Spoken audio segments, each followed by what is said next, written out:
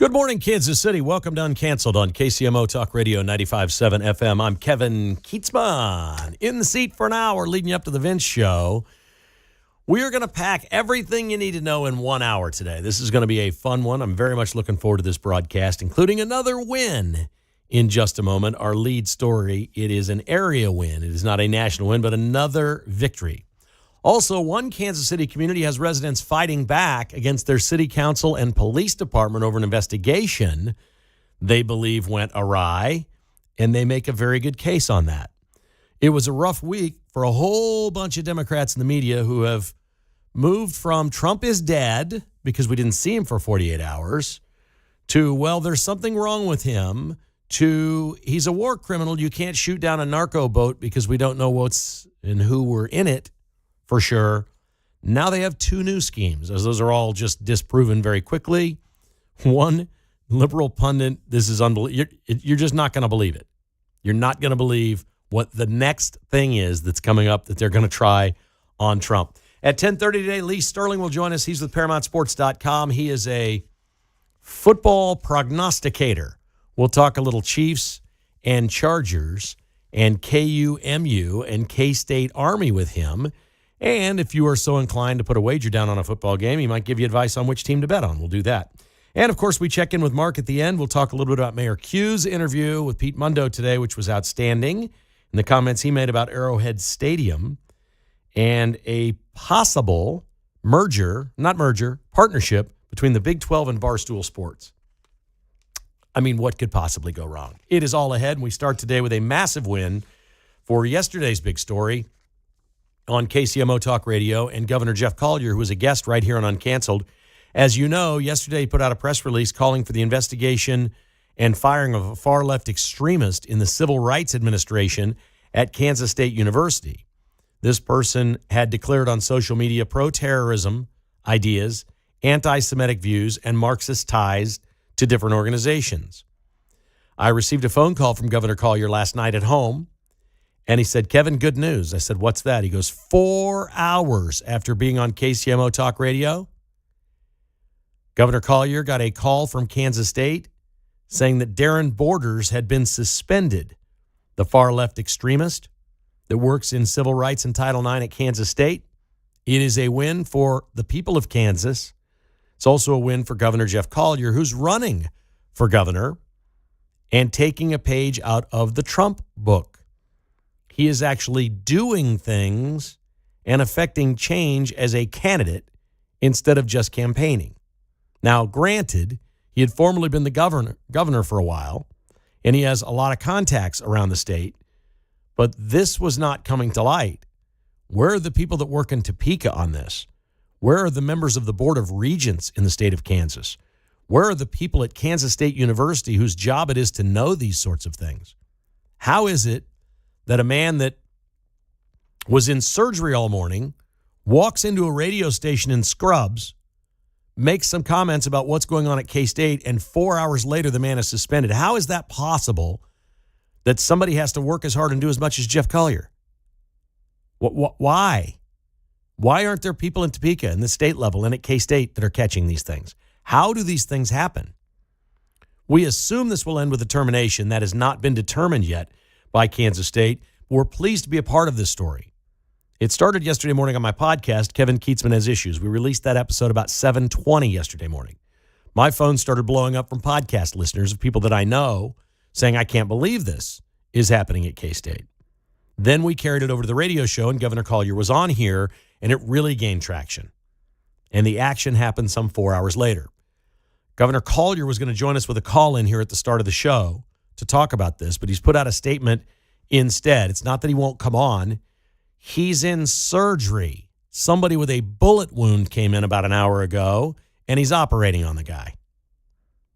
I assume it's a guy. I'm sorry, I don't mean to gender identify anyone. It could be a woman that was shot, but he's in surgery and he can't be on right now. He's released a statement thanking Kansas State University for acting swiftly and protecting the people of Kansas. He said all the right things, he did all the right things, and he corrected a wrong. Shame on Kansas State. Certainly people knew You don't have this person working on your staff without people whispering behind closed doors of, hey, what's going on with this guy and how's this happening? And nobody runs it up the food chain? I'm going to guess this was quite a shock to the president of the university, Dr. Linton, when his phone started ringing off the hook like crazy from Kevin Kietzman Has Issues podcast listeners and KCMO Talk Radio listeners and the Civil Rights Department and the Title IX Department. They just got blown up with phone calls. They had no other option. Folks, I'll tell you a little secret about the world that not many people know. If a business gets called by 5 people with a complaint, and it's the same complaint and the same problem, it really gets their attention. If 100 call, it changes everything. I can't imagine how many Kansas State University supporters or conservatives or taxpayers and voters in the state of Kansas heard this story yesterday and called K-State. Good for the people of Kansas. This works. We the people works. And I'm not going to sit here and blast K-State all day long because I don't know what happened, how it happened, or anything like that. These things are happening in places all over the country. What I am going to say is this wouldn't have happened 10 years ago. 10 years ago, they'd have stood their ground. Let's wait this out. They'd drag it on for 3 weeks. And if it got to where it was all mayhem, then they might have suspended the dude. They'd have stood their ground and said, we diversity and equality and we all viewpoints. Well, it's one viewpoint to say you believe, I guess, maybe there should be a Palestine. There's another to say that, you don't apologize for any dead Jews. That's a little different when you're an employee for an organization. And you represent them in civil rights of all things and Title IX. Now, this is the golden age of Trump. This is a new era. Things didn't move like this in 4 hours. These people are learning the hard way. They're learning at universities all over America the hard way. They're getting defunded by the federal government. And you know what's good for K-State and KU and Missouri and Harvard and Cornell and Dartmouth and Yale? You know what's good for all of them? It's good for them to be scared of Trump. It's good for our academic institutions to finally be scared of something because they live in this bubbled world of tenure where you never get reprimanded, you never get fired. The only people that get fired on campus are coaches making $7 million a year, and nobody's going to feel sorry for them. Oh, Kansas State right now cannot fire its basketball coach because they owe him $19 million. So they're doubling down and spending more money on more players trying to help him out because the guy can't coach. The only people that get fired are in athletics. You can't get fired at a university. Well, it looks like this guy's getting fired. It took 4 hours to get him suspended. He's probably still getting paid. It doesn't say. Kansas State is not commenting publicly on this yet, but it's happened. It's confirmed. And we can tell you it was the people of the state of Kansas. It was the listeners of this radio station, the podcast. But more than anything, it was Governor Jeff Collier for pointing this out because nobody knew it until Collier did it. Now, I'm not telling anybody who to vote for in a Republican primary for governor. At least not yet, because I don't know who the heck's running. I haven't looked at it. I don't know if Collier's the most like Trump. I don't know if he's the most conservative. I don't know these things. I don't know. What I do know is one candidate for governor in Kansas is actually doing things while he's running instead of just running his mouth like he's some kind of a radio show host for 1 hour a day. Love that story. Way to go, Governor Collier. Excellent win. We will take that. By the way, he told me last night in my phone call that as governor a few years ago, at the Spencer Museum of Art on the University of Kansas campus, they had an artist creating American flags that were all desecrated. He said, I can't even repeat what they were doing and calling it artwork. It was like pornography on American flags. It was the months while he was governor. Remember, he didn't get elected as governor. He took over after Brownback was out, and he was there for a few months. It was while he was governor, and he told me, I haven't verified this story, but he told me this last night. He said, it only took me 4 hours to get those flags taken down at KU when I was governor. He said, it's a lot easier to do when you're governor than when you're just campaigning for governor. But he was very proud of that, and he was proud that he did that at the University of Kansas. He wants everybody to know he's not picking on K-State here. His thing is our universities are not going to be woke bastions. It's not going to work like that. He literally wouldn't repeat to me over the phone what was on these flags that they were calling artwork. at KU. But they were American flags, and he was livid about it and apparently got that done while he was governor. So we appreciate the work that he's done there. All right, another big story. Trump has asked the Supreme Court to have an emergency hearing on tariffs because if they don't allow the tariffs to continue, not only are they going to stop and it changes everything we're doing economically and what we've adjusted for the next 4 years, we're going to owe like a couple $100 billion back to these countries that we've taken money from. This is crazy. So what does NBC News do? NBC News goes out and finds 12 federal judges below the Supreme Court off the record anonymously that are critical of the emergency rulings by the Supreme Court. They say they're inexcusable. They imply poor work by lower courts. You know what? I could be wrong. But when you have a district court, a federal court, an appellate court, and a Supreme Court, isn't it the Supreme Court's job to make sure that the lower courts aren't doing poor work? Isn't that exactly why we have a Supreme Court? These judges are butthurt because they think the Supreme Court is making them look bad by siding with Trump all these things. Oh, we've overturned all this Trump stuff and you're overturning us. Yes, that's how it's set up. One judge told NBC News anonymously, somebody's going to die. These judges don't feel safe. Well, how about this? How about you stop bastardizing the law and overturning things that are perfectly within the purview of a president? How can you have a federal court rule that Trump can't do these tariffs, but it was okay that Biden had one on China? It's just a simple question. I'm not a judge and I'm not a lawyer, but I do live in a real world and I've got some common sense to me. You say by a vote of 7-4 that it's okay for Biden's tariffs on China to stay, but Trump's tariffs against other countries can't. And you're worried that it's becoming dangerous to be a liberal federal judge? First of all, you're a lot safer than a conservative judge. That's proven. That's not even close. That's absolutely the case. And to tell NBC News, and shame on NBC News for reporting that any federal judge said somebody's going to die because Trump is appealing to the Supreme Court without identifying who that judge is. Shame on NBC News. I don't believe that. I believe the person that told them that doesn't really believe that. They're just saying that to get after Trump. And it goes on and on and on. 913-408-7957 is our phone number. Give me a shout. 408-7957. This is Uncanceled on KCMO Talk Radio.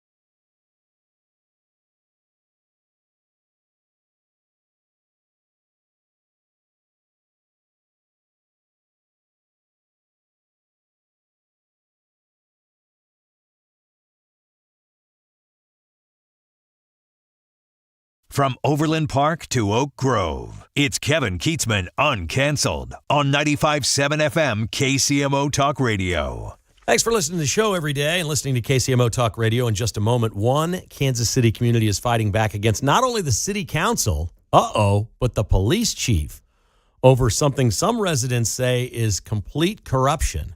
We'll have that for you in a moment. We are brought to you today by our friends at bestofferkc.com, helping you leave the hassle behind. A woman named Stacy a few months ago was in a really difficult situation at the home that she was in. It was dangerous for her and her children. It was an abusive home. She needed out. She couldn't show her house. She didn't have the ability to really fix it up or do anything like that. And she called Best Offer KC, who got her some money quickly, got her moved out of town to safety. And a few weeks later, she called back and said she couldn't be happier with the start of her new life. She felt safe and secure with her and her kids. None of this was her fault. She got her house sold and got her money, and she's moved on with her life. So many of these stories about people who need to sell their house quickly involve something that's deeply personal, whether it's a health issue, some people may be going through personal issues with divorce or things like that, or even people, something as sad as in an abusive home that they have to go. BestOfferKC.com is your friend in the real estate business. Over 10% of the homes in Kansas City are sold without realtors or without showings. BestOfferKC.com has never once backed out of a deal. If you know somebody that needs to sell their house fast, have them call bestofferkc.com at 816-338-SOLD. That's 338-SOLD for Best Offer KC, helping you leave the hassle behind. You may recall 2 weeks ago here on Uncanceled, we talked about a firestorm in Lenexa over a city councilwoman named Melanie Arroyo, who was elected to the council, and then it was found out that she had been in Kansas City or in the United States for over 20 years illegally or overstaying her work visas. And it became quite the firestorm, asking the question, is she an American citizen? Otherwise, she can't be on the Lenexa City Council. Well, we know what happened. They said they checked with the Kansas Bureau of Investigation. They didn't know. They checked with the feds. They couldn't find anything out. They didn't know. So they asked her to come into the police station. They were going to interview the whole thing. And a lawyer got a hold of the police and said, no, we're not doing that. We'll just provide you with the documentation, which they did. And the police chief took the documentation and said, we're all good here. There's nothing to see. Well, the people of Lenexa didn't like this story at all. And Tuesday night, they had a city council meeting, and it was a bit of a firestorm when a local businesswoman and GOP activist in the past takes the microphone and starts reading her 2 minutes at the podium about what's going on. And I'm going to read an excerpt from exactly what she said, because this is, if all this is true, this story isn't going away. It reads like this. The recent investigation into Councilwoman Melanie Arroyo raises deeply troubling questions that demand answers. The facts are clear. The Lenexa police officer who was assigned this investigation acted correctly when he contacted Homeland Security to inquire about legal status. Homeland Security agreed to assist and requested the officer send him Ms. Arroyo's identifying information. Yet before Homeland Security could even respond, Ms. Arroyo's defense attorney called the department, offering to provide papers herself. The Lenexa police accepted these documents, thereby allowing the person who was the subject of the investigation to control the evidence, thus sidelining Homeland Security. Why would a police department ever accept documents from a defendant's attorney instead of federal authorities? The answer appears to lie with Police Chief Dawn Lehman. By her own admission, Chief Lehman personally called Ms. Arroyo before the investigation even began, effectively tipping her off and thereby giving her the opportunity to prepare her defense. This is not law enforcement. It is favoritism, it is misconduct, and it's a betrayal of public trust. It begs the question, was there any other interference by our mayor, Julie Sayers, or any other city council members in this so-called investigation? The conflict of interest is glaring. Councilwoman Arroyo and the city council control the salary, benefits, and budget of Chief Lehman and her department. Rather than recusing herself and transferring the matter to the Johnson County Sheriff's Office, as is standard practice when such a conflict exists, Chief Lehman chose to personally involve her department. By doing so, she ensured the investigation could never be impartial.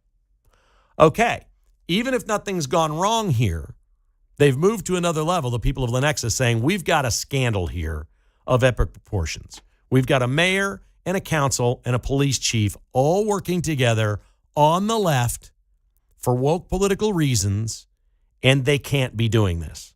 Maybe that's the bigger story here. I don't know, because it gets better. It is also sent to me that Chief Lehman has all kinds of issues, including an incident that occurred, I guess, a couple of years ago, that according to media reports, listen to this. Police Chief Ellen Hansen, at the time, Don Lehman was not the police chief, Ellen Hansen purchased an airline ticket to go to a police conference, but had to change plans because of a family illness. Rather than have the department purchase another ticket for her substitute, Officer Don Lehman, who is now the police chief, Chief Hansen made up an official police ID card with her name on it and Lehman's face to present at the airport so she could fly under a fake name. Somebody tipped off the airline, and after a lot of explaining, Chief Hansen at that time apologized, but this has flagged Chief Lehman ever since. What law enforcement officers fake IDs with a name and photo that don't match and fly on our airlines post 9/11? These are the people running the police department in Lenexa? Now, that's according to a couple of media reports. I've not independently verified that myself, but this is what's coming up in the council meeting. Julie Sayers, the mayor of Lenexa, is as far left as any politician in the Kansas City area. She's way left. The day after she won in Lenexa, first Democrat mayor by my knowledge, she went to Atlanta to be with Stacey Abrams and do a news conference. She has aspirations to go way up in the Democrat Party, and she's turning Lenexa woke. She's the opposite of everything else that's going on, and it's happening in Lenexa. We appreciate the awesome work of the folks in Lenexa for providing this information to me. Greatly appreciated. When Uncanceled continues, we're coming back with Lee Sterling. We're going to talk a little football. The Chiefs open tomorrow night against the Chargers. That is next on KCMO Talk Radio.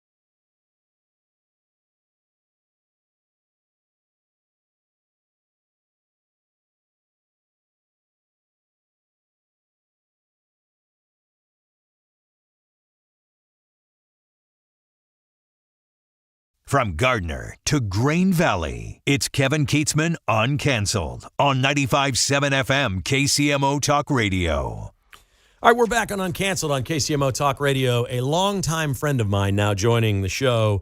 He is Lee Sterling. He's the founder and CEO, president of ParamountSports.com. He is a sports handicapper. You will not meet anybody that knows more about football than Lee Sterling, and I've known him for well over 20 years now, probably 25 years. I refer to him as the Sultan of South Beach because he is out of Miami, Florida, and the NFL season starts tonight with the Cowboys and the Eagles. We're going to talk a little Chiefs-Chargers. It is my pleasure to welcome to Uncanceled on KCMO my friend Lee Sterling at ParamountSports.com. Hi, Lee. How you doing? I'm great. Should be a fun weekend. And, boy, the games in your region, these are the marquee games, I think, in college football and also the NFL's. So it's going to be great to start it off, and let's hope they live up to the billing. Do you see it before we get into each of these games specifically and things? What do you see as any trend this year heading into football? You've watched 1 week of college now, and the NFL is getting ready to start. What do we need to know that is maybe different this year, or trend lines you're looking at in the sport this year? Well, what we're noticing, except for maybe like Miami and a few other teams, the transfer portal was not the instant success that everyone had hoped for. People like Carson Beck, he certainly looked great, but most of these other teams, I think it's going to take them at least 2 or 3 weeks to start, really getting a bond together. And you can't expect, some of these teams have 12, 13, 14 new transfer portal starters here to all of a sudden come out week one and just dominate. It's just not going to happen. Yeah, and I think we saw with Arch Manning last week for Texas as such a young guy, becoming a starter for the first time. There's an adjustment period. It takes, especially at the quarterback position, this right as well as anyone, veteran quarterbacks in college really matter, but it's kind of the same thing in the NFL. The AFC is loaded now with what we'll call veteran quarterbacks. Some of them are a couple, 3 years younger than Patrick Mahomes, but they're veteran guys. How tough is the AFC with all these quarterbacks? Oh, I mean, just look at the top three. Look at Josh Allen and look at Lamar Jackson and Patrick Mahomes. I mean, these guys, any one of them on any given day can, carry a team. So the biggest problem being a former college quarterback is these kids see Patrick Mahomes. They see the sidearm passes, the different slot angles, and the two biggest mistakes that Arch Manning made, first was one of his throws in the third quarter on a short post corner. He delivered the ball too late, had nothing on it. That was number one. And then on the crossing route, if he just used his fundamentals, probably would have hit the receiver, right in stride, and he goes for 25, 30 yards. Instead, he tries to Patrick Mahomes sidearm and throws it behind him, and game set match. We're talking with Lee Sterling of ParamountSports.com if you want to check out his website and any of his predictions this week against the spread, especially. If you're ready to lay something down, Lee is your guy. I can attest to that. We're really excited here for the Chiefs and Chargers in Brazil. You and I have talked about this. I think it's going to be really hard for the Chiefs this year. Not that it hasn't been hard in the past, but this division's been cake for a while. I think the Broncos are good. I think the Chargers are good. I think the AFC almost across the board with these quarterbacks is better. I just think the road for the Chiefs is harder. It doesn't mean they're a worse team or a better team. We don't know that yet. What do you think the AFC looks like for the Chiefs, and how much harder is it? Well, just look at the Broncos.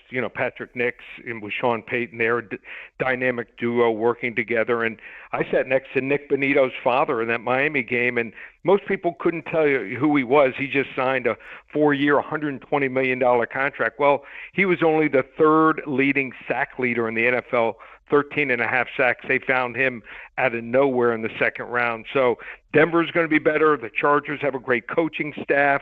They know how to win. Yeah, and then just look at the offensive production from the Chiefs. Been on a slight decline here. So in 2022, 6.3 yards per play, 5.6 in 2023, 5.1 in 2024. Even the Jets had more, 5.2 yards per carry. Heck, the Chargers had more, 5.4. So, without Rashid Rice to start the year, it's gonna be tough. It might take them until midseason until they start clicking here. And I think this is a tough game here. I'm leaning towards the under 46 total points. I have the Chargers, believe it or not, pulling off the small upset here, 23-21. one play, one turnover could make the difference. I don't want to lay more than 3 points on a neutral site game. Yeah, and I think last year that the Chiefs lost the spread, but they won both these games but didn't cover in either one. It's just kind of the way the whole season was. The Chiefs had so many games that went right down to the wire, nip and tuck. I can't see anything other than a close game in this thing. I can't. Now, I don't know what kind of factor it is to go to Brazil. The Chiefs are apparently staying 2 hours away from the stadium at a hotel for security reasons and things like that. We don't know what the field's going to be like. How many variables will that be, and how do you factor things like that in before making a final call on a game like this? Well, generally, the games are a little more lower scoring, and also it could affect the kickers. You're kicking a lot of times on a different surface. You're used to kicking your home stadium, or you've kicked before these kickers, on the road in these type of settings. But the whole background is different, and just they're not going to be able to bring in the same exact type of grass they have in the United States. So they're playing usually soccer on it, not football. All right, let's talk a little college football. Lee Sterling, our guest, ParamountSports.com is his website. Missouri and Kansas renew the border war. It's been 14 years since they've played each other. When this thing ended in 2011, you couldn't say border war. They took it away. It was a border battle, border showdown. It was border. Man, we've done full circle because, hell, we can say anything we want in America again, and I love it. They're embracing this as the border war. The mayor of Kansas City, Missouri, on this station this morning says, I'm calling this thing the border war again because it refers back to the Civil War and everything else. There's a lot of history here. Missouri and Kansas renewing the border war. What are your thoughts about the Jayhawks traveling to Columbia? I love it, and these two teams should play every single year. I thought there was going to be a huge drop-off of this Missouri team, and I've watched every single game in Division I play. Just finished last night, and I don't think there is going to be a drop-off. I know they lost Brady Cook, running back Nate Noel, and Luther Burden, but watch this new quarterback, Bo Prabilla from Penn State, true freshman running back Marquise Davis, and a wide receiver transfer from Mississippi State, Kevin Coleman.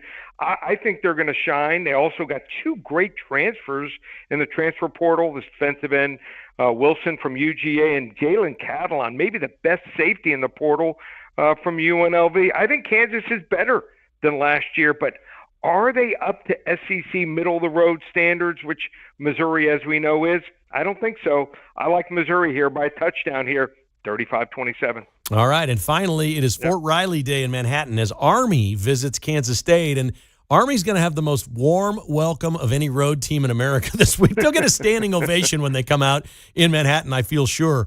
I can't figure out how Kansas State, who lost to Iowa State and probably should have lost last week as bad as their defense was, is a 16.5-point favorite over Army. Can you help me out on this one? Well, because Army lost last week to Tarleton State. And normally when you see these, triple option teams, Army, Navy, Air Force, and now Rice run it, you need at least 5 yards per carry to be successful. They only averaged here 4.2 yards per carry. So Tarleton State gained 14.7 yards per minute of possession to Army's 11.2 here. I just think that Kansas State's going to roll. You're going to see a lot of 2- and 3-play touchdown drives for Kansas State and a lot of 8- to 12-play drives for Army that ended at midfield here. I think the right team is favored, Kansas State here. They win this game 45-13. Lee Sterling's with ParamountSports.com. Lee, explain to everybody exactly what it is that you do. You don't take bets. You're not a betting service. Right. You're an information provider. Is that the best way to describe it? Very good way. I'm like a stockbroker in sports tips. So if you want to get the edge, and I'm a former college quarterback. I study it with my staff. Football, UFC, basketball, baseball, and hockey. We've only had one losing year in football and one in hockey in all 31 years in business. So if you're looking for an edge, we're going to give you the games that we're personally playing. It's a phone service. We rate them from 10 to 50 units, and on our 40 to 50 unit plays documented over the last 17 years, get this, we're 71-28. We have our first one going this year in college football. So if you'd like to give us a try, just go to the website, ParamountSports.com, or call 800-400-9741. Thank you, Lee. We appreciate it. We look forward to talking to you throughout from time to time throughout the season, buddy. Thanks, Kevin. Take care. Be safe. You too. Thank you. He's Lee Sterling with ParamountSports.com. Again, his phone number, 888-400-9741 if you'd like to reach out to him. He is the Sultan of South Beach, Mark. I don't know that he has your Saturday record from last year. That was pretty impressive. Yeah, I can't top that this year. I just think what guys like Lee do is so hard because, I think you can really get an edge in a lot of things in sports. The NFL is just impossible. And Lee will he'll have like 3 really great weeks in a row where he's won. And then in the NFL, you can have a week where he goes 1-5 or something. And everybody calls him like, you're terrible. You're like, he's like, it's the hardest thing in the world, man, because the NFL is just impossible. And college is getting more tough with the transfer portal. Like he said, the first week it's tough to tell what people are going to do. So once there's a little bit of a trend, it gets easier in college. But, man, out of the gates, it's tough. Yeah. I think one of the great things that Lee does that I've noticed through the years, because I call his service and I use it, and he finds games that I'm not looking at, like Appalachian State is playing Tarleton or whatever he mentioned, and he'll have that. And he knows a lot of coaches and a lot of people and different things. He doesn't have inside information, but he just knows teams. He watches all this film and all this stuff, and he'll hit those games that you would never even think about playing. If you like betting on sports and not just, hey, I'm going to be watching the Ohio State-Texas game. I need some action. What should I do? If you really like being into it, he finds nuggets in college like nobody I've ever met. Small games you might not be thinking about. Pretty cool stuff. Lee Sterling, ParamountSports.com, joining us here on Uncanceled. We come back. We got more with Mark, including, we got all kinds of fun stuff. We're going to talk with Mark. He's got a big weekend ahead. He's all psyched up. We got the Chiefs and the Chargers. We're going to do that all next on KCMO.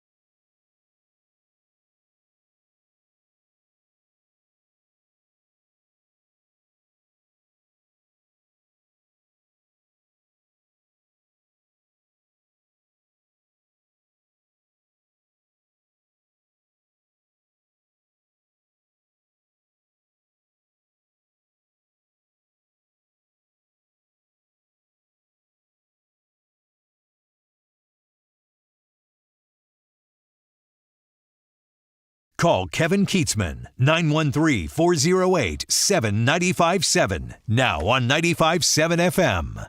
I'm not sure I remember a time in the Matt Quatrero era in Kansas City where the manager and the players were as down as they were last night after the Royals lost to the Angels. It was complete and utter despair. The last 2 days, the Royals have had a wonderful opportunity to beat a bad team and could be like tied for a wild card spot right now if they'd won these games, and they didn't, and they looked bad. Is this rock bottom, Mark Van Sickle?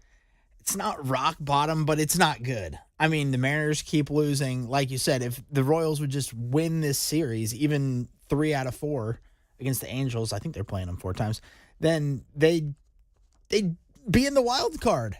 They just have to win, and they can't do it against this team they should be beating. It's ugly. It's definitely ugly, and it was a bummer.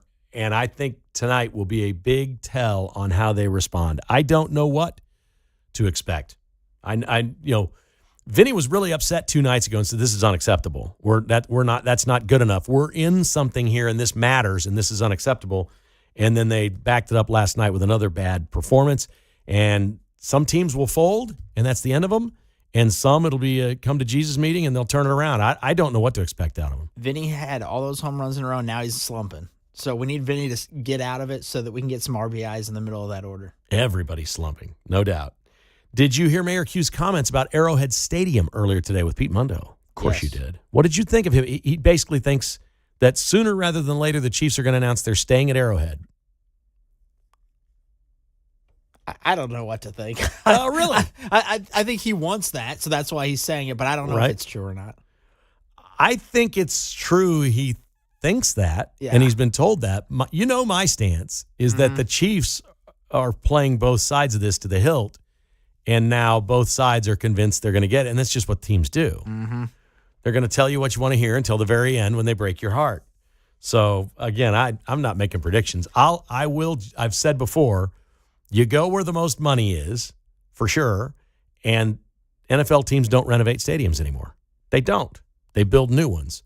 So, to me, it would be a shocker if they stayed at Arrowhead, but I'm not going to sit here and discount it and say it can't happen. It just doesn't make any sense compared to the rest of the league and what everybody's out there doing. Did you see Kirk Herbstreit's dog the other night on the broadcast when North Carolina was playing TCU? Yes, it was the most entertaining part of that second half. It really was. He had him in the control room, and he put the headphones on him, and you could hear the dog panting into the microphone. Couldn't you? Did you see that part? Yes. It looked like there were some stains on the carpet, too, by the way. Did it? Really? Okay. I don't know about that. So the dog from the previous years has passed, right? Is gone? Yep. And he's got multiple dogs. He's got 4 or 5 retrievers. Mm-hmm. And so he's got a new one that travels with him, and he is Herbstreit. Apparently, the dog is a service animal for Kirk Herbstreit, who has some anxiety issues. Am I stating that properly? I believe that's correct. Okay. So this happened, and everybody likes to lighten things up around Herbstreit. And during the commercial break, the dog's there, mayhem's taking place, all this stuff. And they come back, and Herbstreit's microphone is open, and he didn't know it. And it sounds like he says, they're bad. And everybody went crazy on social media thinking he was just hammering North Carolina for how bad they were under Bill Belichick. And he said, that's not what I said. One of the crew members told a joke in my headset right before we came back, and I said, you're bad to a crew member, and they've all backed him up. When you listen to it, he does say you're bad. But you can go, you're bad and they're bad, and they kind of sound like the same thing. I can understand why people thought he said they're bad because people were watching Carolina be bad. They were really bad. I felt a little bad for Herbie on that. I'm glad the joke didn't go over there because sometimes people get in trouble for that kind of thing. Right. Did you see the NFL Red Zone? Do you watch Red Zone? I've never had it, but I have a ton of friends. Oh, my gosh. NFL Red Zone's the best. It's been on NFL Network, and it's 7 hours of football from noon until 6:45 or 7 o'clock, whenever that last window game is over.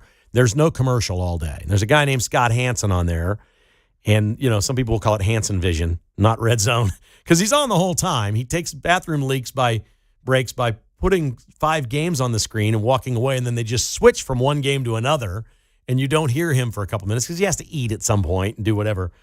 It's fantastic. ESPN now, the NFL has purchased part of NFL Network, and so there's going to be commercials. I saw a lot of people down about that yesterday. My gosh. Not just on the screen, they're going to take commercial breaks. Ooh. Brutal. Leave it to ESPN to ruin Red Zone. They have done it. Now, if you think they're ruining Red Zone, I think most of our audience is aware of a man named Dave Portnoy. He's the founder of Barstool Sports. He's pretty conservative. There's some things we like about Dave Portnoy. We appreciate him being an entrepreneur, businessman. He does great things for charity. I think he loves America. There's a lot there. But, boy, he is a pain in the ass as a human being. He's had blow-ups with his staff. He's ripped them live on air. I thought he made a fool of himself last week. Now he's working for Fox Sports as a Michigan fan, taunting Ohio State fans at the game. It seems fake. It looked like wrestling to me. We have a report now that yesterday, Brett Yormark, the commissioner of the Big 12, and all the ADs were on a conference call with Dave Portnoy and given him a blank canvas for Barstool Sports to go to any campus, anytime, anywhere in the Big 12 and do what they do. Now, that sounds like a race to the bottom. Yeah, that could be a little risque there. We are 2 weeks removed from the Big 12 telling ESPN they can't use the term Farmageddon. They did. Reese Davis said they told us we can't use the term Farmageddon when referring to Kansas State and Iowa State. Unbelievable. You can't say Farmageddon, but you're bringing Dave Portnoy in.